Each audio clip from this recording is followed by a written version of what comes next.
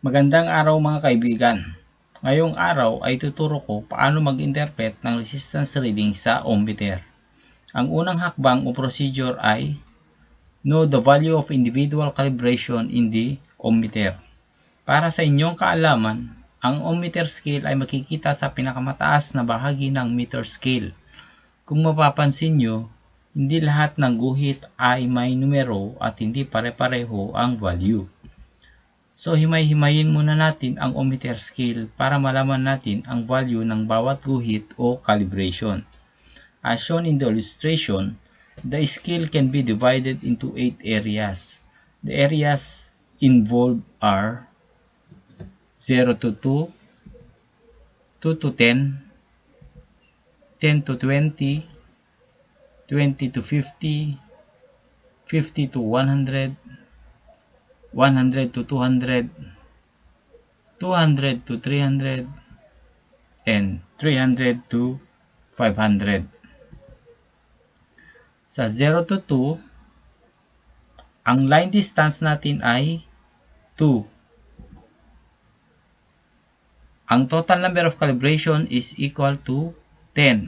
Ang value of one line is equal to 2 over 10. So, ang sagot ay 0.2. So, kung bibilangin natin ang guhit sa 0 to 2, ito ay mayroong 10 guhit. Para makuha ang bawat guhit o calibration, we have to divide 2 by 10. So, the answer is 0.2. Kung ang bawat guhit ay 0.2, ito ay 0.2, 0.4, 0.6, 0.8, and then 1. Yan naman ang solusyon kung paano naging 1 ito.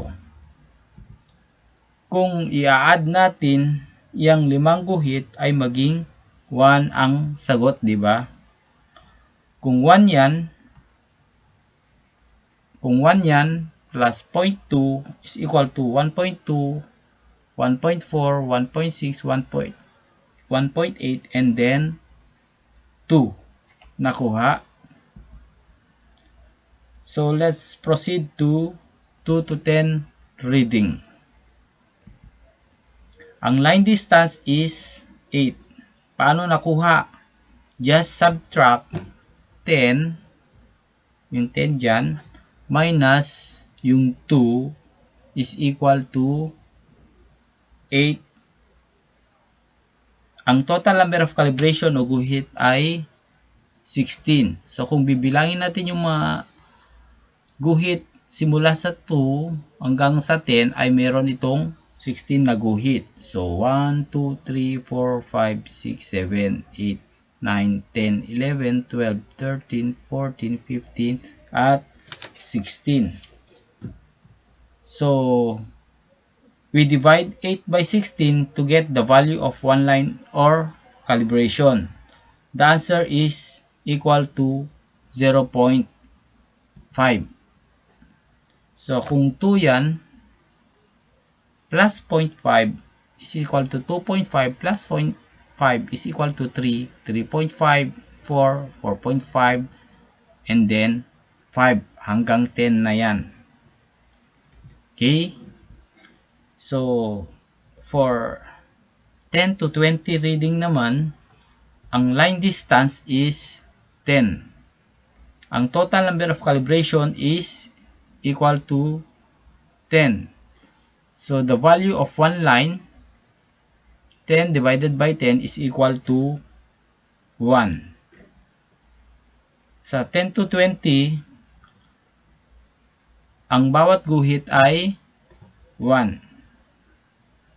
So, kung 10 yan,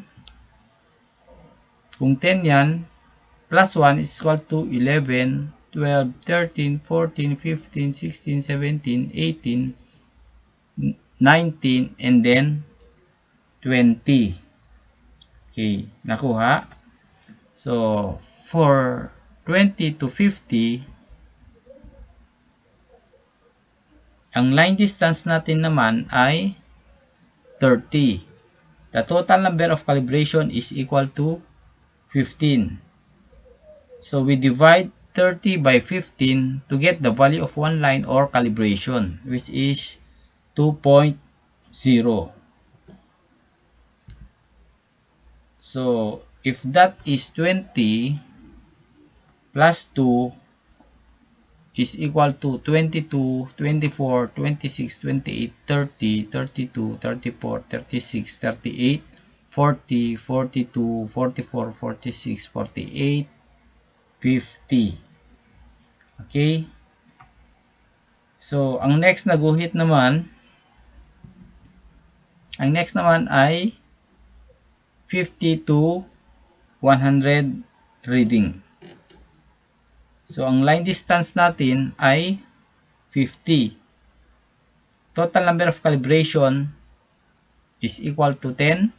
Value of one line is equal to 50 over 10. The answer is 5.0. Okay. So, kung 50 yan, plus 5 is equal to 55, 60, 65, 70, 75, 80, 85, 90, 95, and then 100. Okay. So, for 100 to 200, ang line distance natin ay 100. The total number of calibration is 5. And the value of one line is 20. Okay na, naintindihan nyo? So, kung 100 yan, plus 20 is equal to 120, 140, 160, 180, and then 200. So, naintindihan ba? Ang next naman ay 200 to 300. So, ang line distance natin ay 100. The total number of calibration is 2. The value of one line is 50. So, kung 200 yan, plus 50 is equal to 250, plus 50 is equal to 300. For 300 to 500, ang line distance natin ay 200. The total number of calibration is 2. And the value of one line is 100. So, kung 300 yan, plus 100 is equal to 400 and then 500. Okay, nakuha? O, yan naman ay infinity symbol. Kapag ang pointer ay hindi gumalaw sa kahit anong multiplier, meaning the reading cannot be determined at maaring sira ang piyesang tinetest. Dahil naipaliwanag ko na ang value ng bawat calibration, dumako na tayo sa pangalawang hakbang o procedure. Times 1. Use for measuring low resistance not exceeding 500 ohms. Ito rin yung multiplier na ginagamit para malaman kung open and short ang circuit. Times 10. For resistance measurement of less than 1000 ohms. Times 100. For resistance measurement up to 50,000 ohms. Times 1K and times 10K for resistance values more than 50,000 ohms. Halimbawa, kung ang pointer ay nakatapat dyan sa pangalawang maliit na guhit at ang multiplier natin ay times 1, ang sagot ay 0.4 ohms. Paano nakuha yun? Just multiply 0.4, which is the actual reading, to the multiplier na times 1. Kaya naging 0.4 ohm. Okay, ngayon naman ay nakaturo ang pointer sa 70. At ang range multiplier natin ay times 10.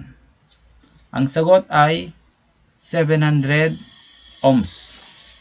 Another example. Batay sa illustration, ang pointer ay nakaturo sa 15. Ang multiplier natin ay 1K. So, ang sagot ay 15 times 1K is equal to 15 kilo ohms or 15,000 ohms. Naintindihan mo ba? Okay. Bago gawin ang pagsusukat ng resistance, you need to calibrate the ohmmeter by shorting the test probes. At yan ang ikatlong procedure. Make sure that the pointer points to 0.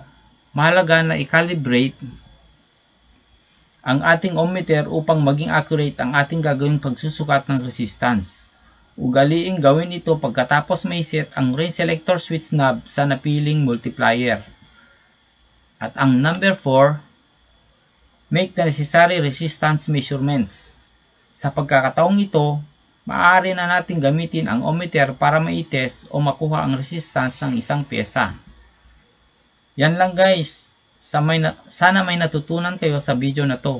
Kung may tanong kayo, i-type nyo lang sa comment box. Huwag kalimutan mag-subscribe at i-click ang notification bell para updated kayo sa mga susunod nating video. Salamat!